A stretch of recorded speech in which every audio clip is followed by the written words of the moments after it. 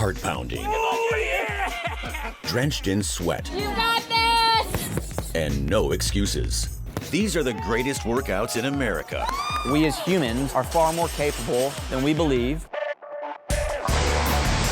No matter the odds, think about the end result. Get out there and get going. We're gonna start with 45 minutes. This is Pumped.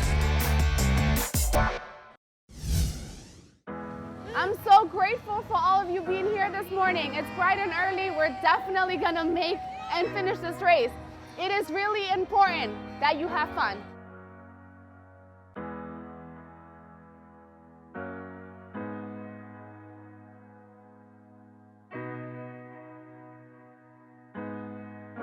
Here's my team. I keep on turning dust to diamonds. I'll make sure that this rust keeps shining, no matter the price I pay. Talk that talk. Women are resilient. Women are strong. Unapologetic. Phenomenal. Very confident. Resilient. Smart. Girls are strong. Strong. Strong. Girls are incredible. All the pressure and the pain, I turn dust to diamonds. 50/50 is a monumental initiative to explore the civil rights journey of women across the sports and cultural landscape. Started by ESPN and the Walt Disney Company, it's been 50 years since the passing of Title IX, which is the civil rights law that prohibits sex-based discrimination in any educational institution that receives federal funding. It's given women an equal opportunity to play. Before Title IX, women couldn't compete, but here we are 50 years later, and there's still a wide range and wide gap. 50 years ago, we wouldn't be able to participate in this, and here we are together. There's women here across our entire organization. I wouldn't have had the life that I had without Title IX. As a woman, as a female athlete, this is truly a celebration of what we've been given. I work in sports, so this opportunity wasn't open to me 50 years ago. It was signed 4 years after I was born, so I benefited from many of the opportunities without knowing that they didn't exist for my mom. And as a mom of 2 daughters, it's really important that we continue to make sure that they have equal opportunities. I'll get back up and keep on fighting. 50/50 to me represents hope and the future and how we as ESPN and the Walt Disney Company can harness our powers to do good in the world. Y por eso yo creo que son tan importantes estos eventos, porque nos ayudan a entender que estamos viviendo en algo que hace 50 años atrás no era una realidad y tenemos que defenderlo. This moment is so special and just shows how empowering women are and coming together, and is the perfect way to kick this whole thing off. The ESPN women who are participating in this one, who are my colleagues and my friends. Yes! They're there.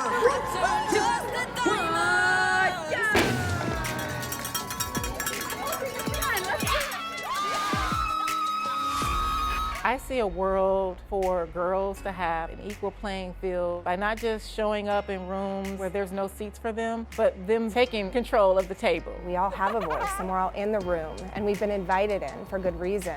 Right now, we can be privileged to be here and to be able to have all these opportunities, but there's still women out there that don't have that. Just because you came from maybe a poor background doesn't mean that what you have to say, what you have to bring to the table should be lessened than from someone who came from a richer background.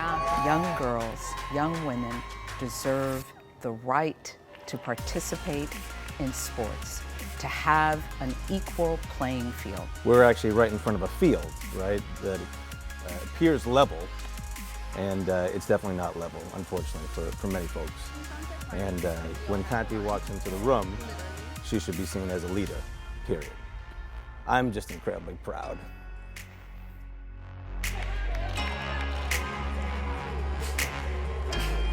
I'm very much a product of what Title IX offers women. I just love the atmosphere of women supporting women here. You did it! You did it! First half marathon for her, under 2 hours. We crushed it at the end. What was your favorite part? Magic Kingdom? Full of those stones you're throwing, that's what keeps me going. This is where a lot of women do make their dreams come true. And because of 50/50, a lot of other dreams have come true. Throughout the entire time that I was running, thinking about what we were trying to do with this initiative and the race for equality, and this is nothing in comparison to the race that we have ahead of us. That is hard work and determination. I feel really good. And I'm tired, but I feel really good. I did for 50-50, and I feel at home at ESPN and at Disney. I was so inspired by the people I saw out there. There were people who were of all ages, all abilities, and it was just inspiring to see them reach their goals and finish the race. I made it, and that's what matters most. No person in the United States shall, on the basis of sex, be excluded from participation in, be denied the benefits of, or be subjected to discrimination under any education program or activity receiving federal financial assistance. 50-50, ladies. Yeah! I turned dust to diamonds. Up next, my business is called Get Mo Fit. Fit stands for physically healthy and internally tenacious. I began Get Mo Fit after the passing of my mom. It really turned me to focus on helping grieving women to recognize their current self, decide who they wanted to become, and then create their dream self through practicing a healthy lifestyle. The business was created and designed based off my own healing process and the steps that I took to just get my mind right after losing my mom. When you're grieving, if you don't have a healthy foundation, it's hard to live through the life storms. So it's really important that you build that holistically healthy foundation of yourself so that when hard times in life happen, you're able to bounce back and really grow through the situations and not just go through them. I've been in fitness my whole life as a trainer. People don't understand that this profession is so much more than having somebody come in and get a workout in. People come in every day. You don't know what has gone on in their day or what's going on in their lives. And most of the times when clients come to me, they are coming because they've had some sort of emotional trauma go on in their life and they're emotionally eating. Like, what made you reach out to me to help you on your health goals? It's gotten out of control. Get Mo Fit is all virtual. I have one-on-one clients where I take them through the process that I essentially took myself through. The process is called RDC process. It stands for Recognize, Decide, and Create. So the first step is the recognizing step, where they are doing journal prompts or listening to podcasts. They are taking some time to reflect on, where am I right now? How do I feel about myself? The deciding step is all about them taking some time to truly decide, what is the health that I want to have? And then the creating self is the process that they're going through where they can work with me through a custom blueprint program on how to create the self that they've now decided to become. Grief can come in so many different forms. You can grieve a loved one, a relationship, a house, just a lifestyle, and it makes you feel like you're not yourself anymore. Back in October 2018, my mom was admitted into the hospital. She can't walk, she can barely talk, and she was on a feeding tube. During that time, it really gave me a new perspective of, I have no idea what's going to happen in my life moving forward. She passed April 8th of 2019. Every single moment that I had with her, I really cherished. Through that entire experience, the gym kept me sane. A lot of the times when people experience grief, because they feel like they've lost themselves, they revert to other things to try and make themselves feel whole. Because of that, they get distracted and they're not focused on their health. And it's really easy to begin to overeat, begin to indulge in drugs or alcohol or excessive spending, whatever it is, they're choosing these coping mechanisms to help them get through the grief. I think the biggest lesson that I've learned in this process is that fitness and just physical health, period, is not the end-all be-all. You have to focus on your health holistically in order to truly be healthy. Up next. Well, honestly, that wasn't the most hardest video I did ever. It was like, I'll say like in a medium, and I just posted just to try, and I didn't know it will go that viral. And later. To see them to be able to shoot with so many pros and Olympians, you get goosebumps. The excitement's there. You're watching Pumped.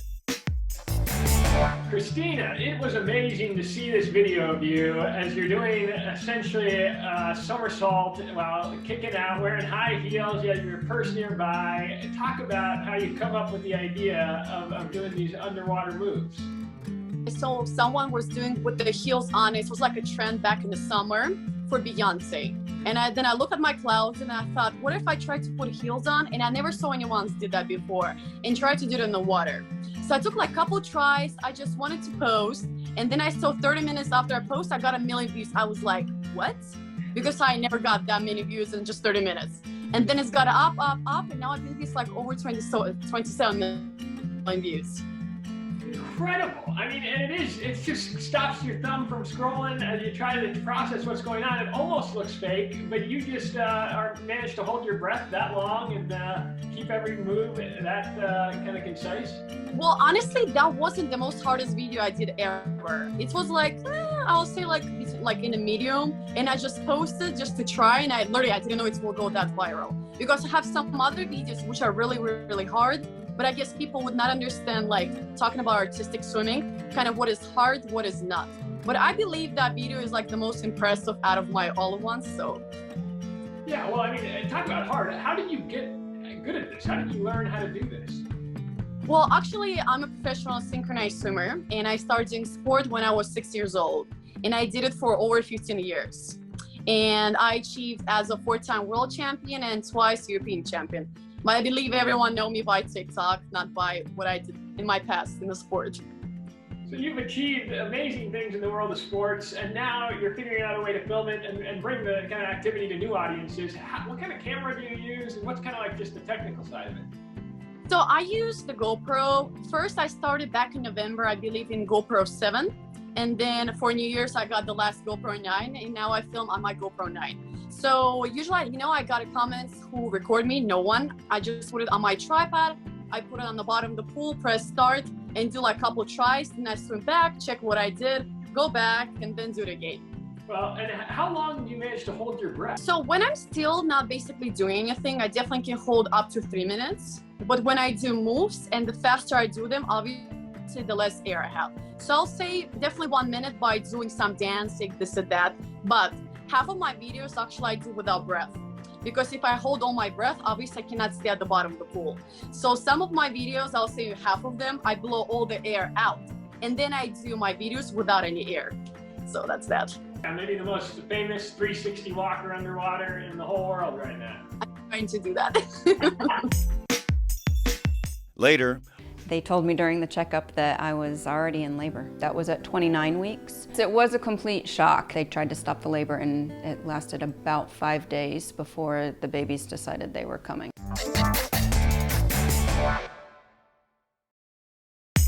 You're watching Pumped. I'm the mother of twin sons who were born 10 weeks premature. I'm running for Texas Children's Hospital in honor of my sons and for all the children at Texas Children's Hospital. I went in for my checkup at Texas Children's Hospital, the Women's Pavilion, and they told me during the checkup that I was already in labor. That was at 29 weeks. It was a complete shock. They tried to stop the labor and it lasted about 5 days before the babies decided they were coming.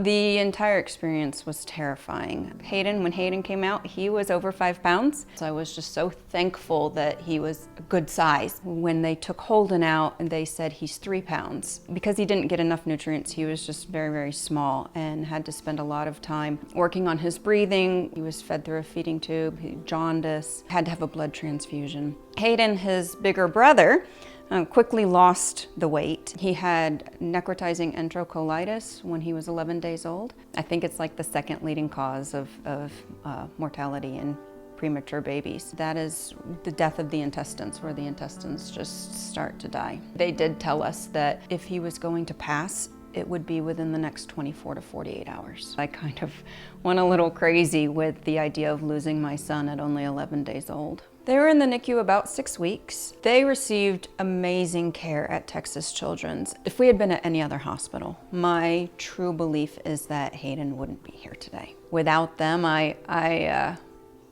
can't imagine what life would be like. When we finally got to take the boys home, we were able to put them in the car on the same day and bring them home together. This year I'm raising money for Texas Children's Hospital. I can never repay them for everything that they did, but it is something that I can do. I work at Bechtel. My coworkers knew about the situation I had with my boys, so a couple friends and myself decided to start a running team and run in honor of Texas Children's.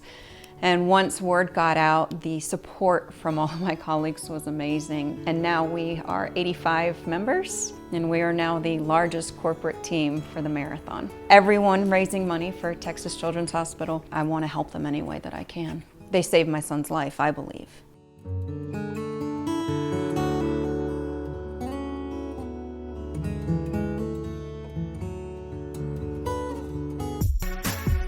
You're watching Pumped. 500 pounds they lost.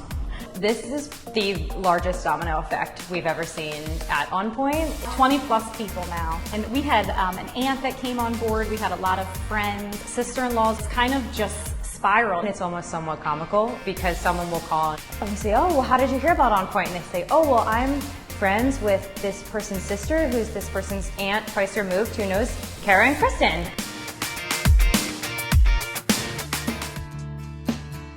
In January of 2017, my family went on vacation and I saw a picture of myself and I realized that I really wasn't happy with how I looked. I was still trying to get the baby weight off for my second son, but I got in touch with On Point. And I lost 20 pounds within 5 to 6 months. Some sugar snap peas in it. Celery. And she saw that I was having a lot of success with it and I really liked what I was eating. So then she joined the next month. I lost in 9 months 40 pounds. I am 10 pounds under my wedding weight. Hi. Hi.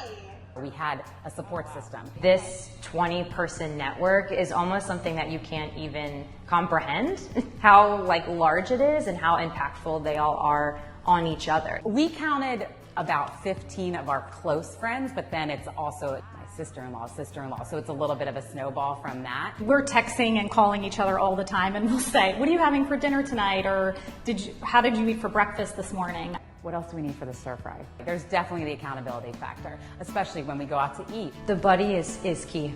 Without the buddy, I feel like a lot of our clients would really struggle. They become even more successful, because they're not just doing it for themselves, they're doing it for their friends and their family.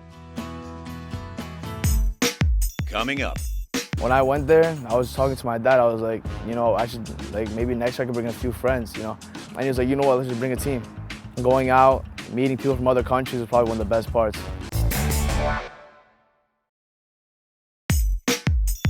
You're watching Pumped.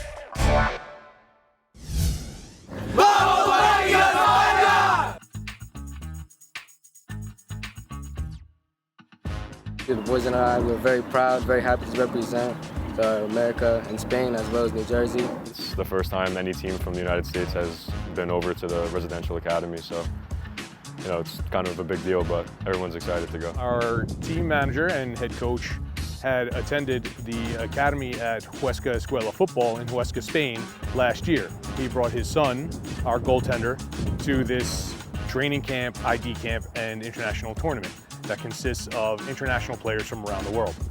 When I went there, I was talking to my dad. I was like, I should, maybe next year I could bring a few friends, And he was like, you know what, let's just bring a team.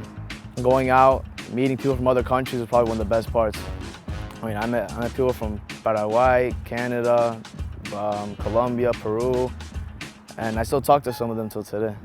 There's a lot more that goes into it than just kicking a ball, which is what a lot of people think it is. The dedication required to get here is a lot of hard work and good work ethic, and to never give up, always putting your all into the field as much as possible. So I've watched these kids develop from babies up to what they are now, and I go to all their high school games, and it's a lot of fun. The community gets together and rallies behind them. The community has been tremendous. Quite an undertaking to get an entire team of boys, not only their registration into this academy, but to get them booked on airline flights, get passports, and it is quite a financial responsibility as well that normally would fall on the parents. And the North Arlington town as a community has really come together. We've done fundraising, we've raised a tremendous amount of funds for these boys. We've been able to so far cover a good portion. When we go there, they're gonna be in a totally different culture, so what I like is that they're gonna bring that over here and teach it to the other kids how they play over there, because it's a whole different way of play from there to here, And I show that they just have fun. That's really all I care about, and because we all doing what we love.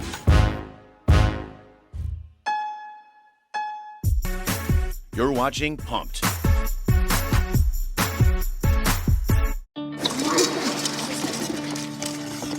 Draw an anchor. Ready? Aim. Release.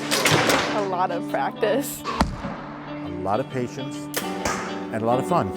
We enjoy this. The girls enjoy this. I am the head coach for the Bad Bow Benders Girl Scout Special Interest Troop. It's really about being a group, and we've bonded friendships here. We are getting ready to take 8 of the girls to Louisville, Kentucky for a national competition. I think it's really an honor to be able to go to such a big competition, shoot with all these Olympic archers. They've been training very hard. We were supposed to do this trip 2 years ago, but unfortunately due to COVID, we were not able to participate. To see them, to be able to shoot with so many pros and Olympians, you get goosebumps. The excitement's there. It takes a lot of dedication, and consistency is key. It's been hard, but hard work pays off. Oh, we're going to take it all. We're going in for blood. I'm very proud. They've worked very hard. They put a lot of practice in, a lot of arrows, some tears, some hurt arms from the strings. But I'm very proud of these girls, and I'm proud to stand with them and be on this trip with them through this. Beautiful. Have a favorite spot to get pumped? Tell us on social media.